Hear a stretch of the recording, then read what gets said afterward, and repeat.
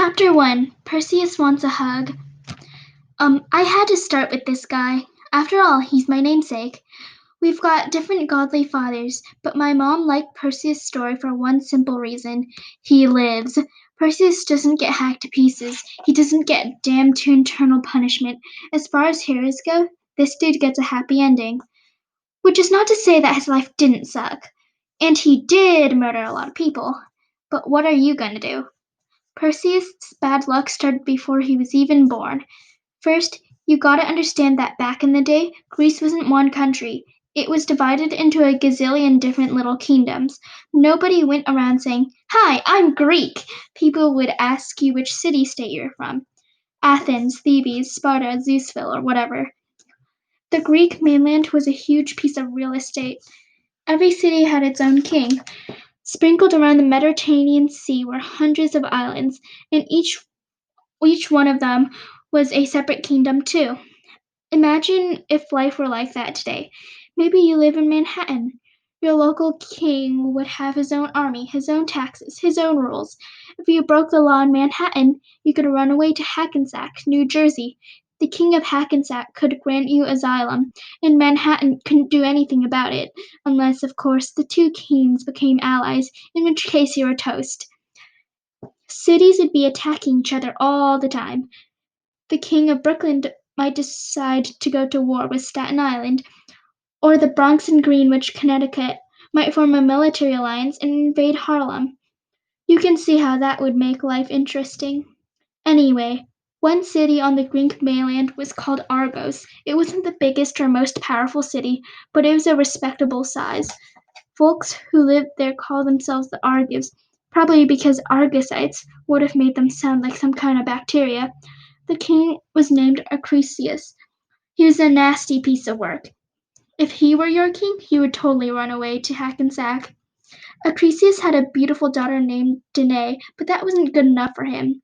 Back then, it was all about sons. You had to have a boy child to carry on the family name, inherit the kingdom when you died, blah, blah, blah, blah. Why couldn't a girl take over the kingdom? I don't know, it was stupid, but that was how it was. Acrisius kept yelling at his wife, "Have sons! I want sons!" But that didn't help. When his wife died, probably from stress, the king started getting really nervous.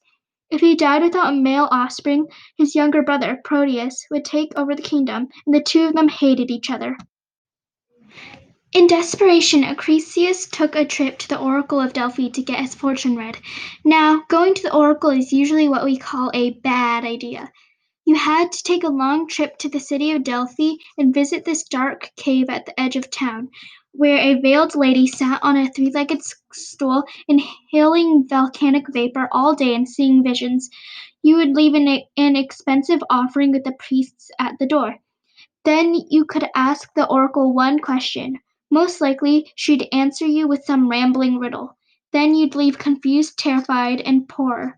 But like I said, Acrisius is desperate. He asks, "Oh, oracle, what's the deal with my not having any sons? Who's supposed to take the throne and carry on the family name?" This time, the oracle did not speak in riddles. "That's easy," she said in a raspy voice. "You will never have sons. One day your daughter Danae will have a son. That boy will kill you and become the next king of Argos. Thank you for your offering. Have a nice day." Stunned and angry, Acrisius returned home. When he got to the palace, his daughter came to see him. "Father, what's wrong? What did the oracle say?" He stared at Danae, his beautiful girl with her long dark hair and lovely brown eyes. Many men had asked to marry her. Now all Acrisius could think about was a prophecy. He could never allow Danae to marry. She could never have a son. She wasn't his daughter anymore. She was his death sentence. "The oracle said that you are the problem," he snarled. "You will betray me. You will see me murdered." "What?" Danae recoiled in shock. "Never, father." "Guards!" Acrisius yelled. "Take this vile creature away." Danae couldn't understand what she'd done. She'd always tried to be kind and considerate. She loved her dad, even though he was scary and angry and liked to hunt peasants in the woods with his spear and a pack of rabid dogs. Danae always made the appropriate sacrifices to the god. She said her prayers, ate her vegetables, and did all her homework. Why was her dad suddenly convinced she was a traitor? She got no answers.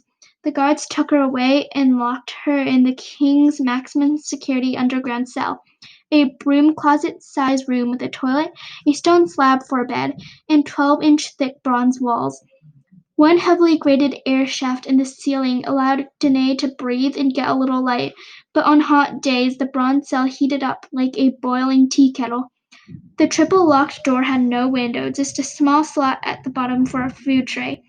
King Acrisius kept the only key because he didn't trust the guards. Each day Danae got 2 dry biscuits and a glass of water. No yard time, no visitors, no internet privileges, nothing. Maybe you're wondering, if Acrisius is so worried about her having children, why didn't he just kill her? Well, my evil thinking friend, the gods took family murders very seriously. Which is weird, since gods basically invented family murders. If you killed your own child, Hades would make sure you got a special punishment in the underworld. The fairies would come after you, the fates would snip your lifeline, some major bad karma would mess up your day. However, if your child just accidentally expired in an underground bronze cell, that wasn't strictly murder. That was more like, oops, how did that happen? For months, Danae languished in her underground cell. There wasn't much to do except make little dough balls out of biscuits and water, or talk to Mr. Toilet, so she spent most of her time praying to the gods for help. Maybe she got their attention because she was so nice, or because she had always made offerings at the temples, or because Danae was knockout gorgeous. One day, Zeus, the lord of the sky, heard Danae calling his name. Gods are like that. When you say their names, they perk right up. I bet they spent a lot of time Googling themselves, too. Zeus peered down from the heavens with a super king X-ray vision. He saw the beautiful princess trapped in her bronze cell, lamenting her cruel fate. Dude, that is wrong, Zeus said to himself. What kind of father imprisons his own daughter so she can't fall in love or have kids? Actually, that was exactly the sort of thing Zeus might do, but whatever. She's kind of hot too, Zeus muttered. I think I'll pay that lady a visit. Zeus is always doing stuff like this. He'd fall in love with some mortal girl on first sight, drop into her life like a romantic hydrogen bomb, mess up her entire existence, and then head back to Mount Olympus, leaving his girlfriend to raise a kid all by herself. But really, I'm sure his intentions were honorable. Cough. Yeah, right.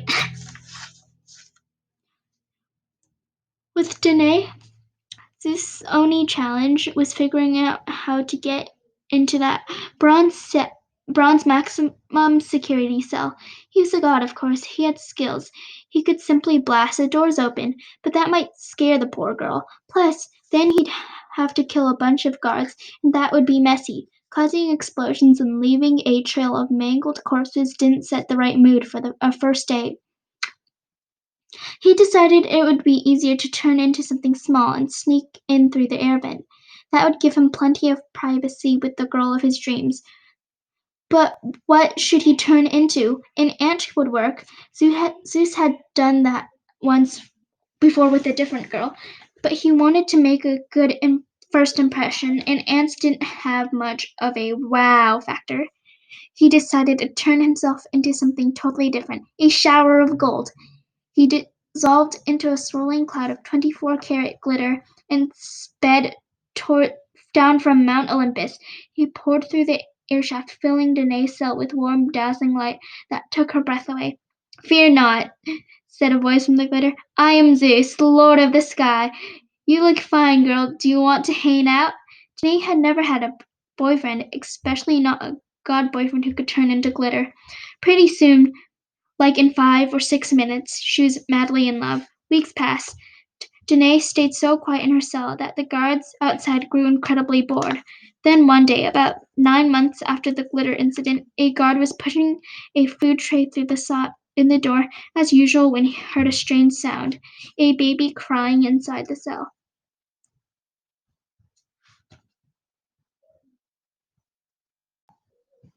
He ran to get King Acrisius, because this is the kind of thing the boss would want to know about. When the king got there, he unlocked the door, stormed into the cell, and found Danae cradling a newborn baby in a blanket. What? Acrisius scanned the cell. No one else was there. No one could have possibly gotten in, because Acrisius had the only key, and no one could have fit through Mr. Toilet. How? Who? My lord, Danae said with a resentful gleam in her eyes, I have been visited by the god Zeus. This is our son. I have named him Perseus. Acrisius tried not to choke on his own tongue. The word Perseus meant avenger or destroyer, depending on how you interpreted it. The king did not want the kid growing up to hang out with Iron Man and the Hulk, and the way Danae was glaring at him, the king had a pretty good idea who she wanted destroyed.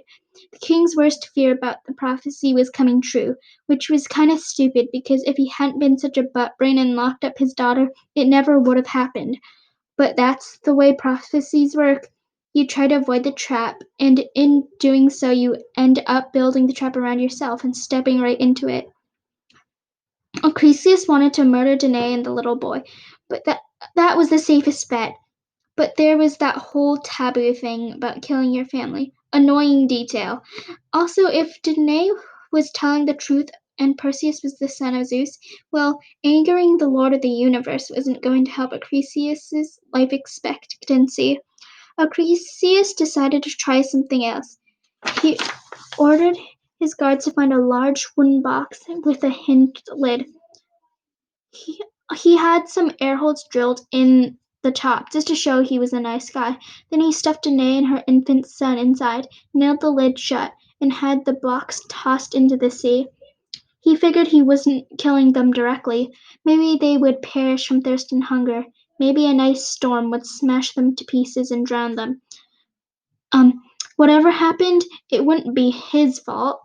The king went back to the palace and slept well for the first time in years. Nothing like condemning your daughter and grandson to a slow, horrible death to really ease your mind. If you're an airhole like Acrisius, that is.